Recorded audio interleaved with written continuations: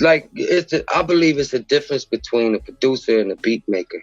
You know, like the producer directs the record as well. You know, like yo, say it like this. You know, co-produced by whatever. But I just make beats, man. You know what I'm saying? I'm a beat maker, like hardcore hip hop beat maker.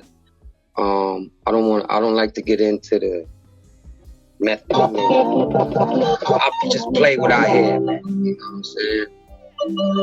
Cause it'd be a lot of pardon me. It'd be a lot of sampling going on and not a lot of composing. So I don't compose, I sample, and I like to play on top. So that's pretty much where I stand as far as producing. Man, the best advice is to keep sampling and own it, you know. Change the sound on it, you know.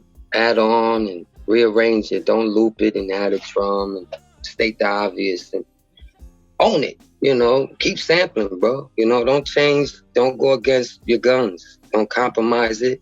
Stay in your groove, stay in your zone.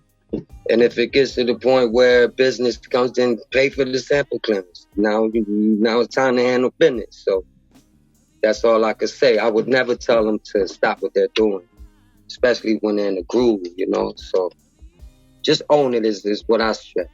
Make it yours. You know what I'm saying? I go there sometimes. Just to see if it's a dope ass beat that I like, and I'm like, damn, I wonder where you got that sample. But I would never sample it. But it just be curious, and I'll be like, few of them, I'll be like, motherfucker, I know this record, but I didn't hear this part. Like that's another thing I'll encourage producers to do too, is never fall for the first piece you hear. Like always listen to the record straight through. There's always something else in there.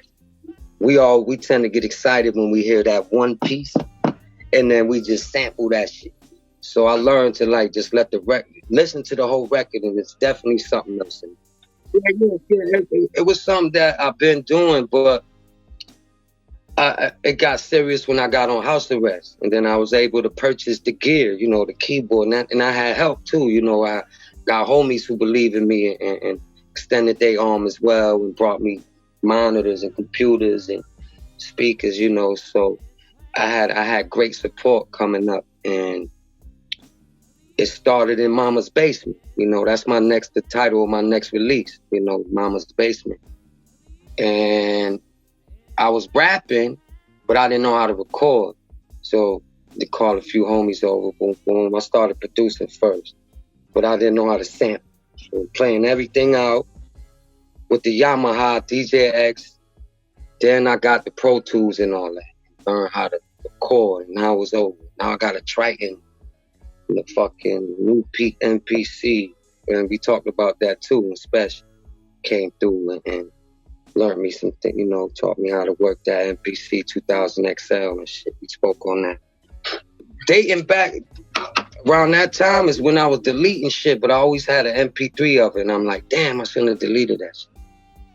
Because if I'm unsure about it, I won't keep it. So I keep everything now, but I want to say when I got a couple placements and shit, I did one for Max B too. And Uncasa, shout out to Uncasa, Dips, Purple City. That's what motivated me to produce more when I caught those couple placements. You know, because at the time I was just doing it for me and my homie. And it's good, that's cool, because we had our city lovers.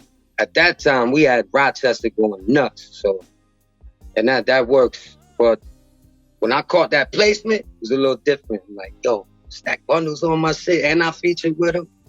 So that was dope. That was a dope moment for me.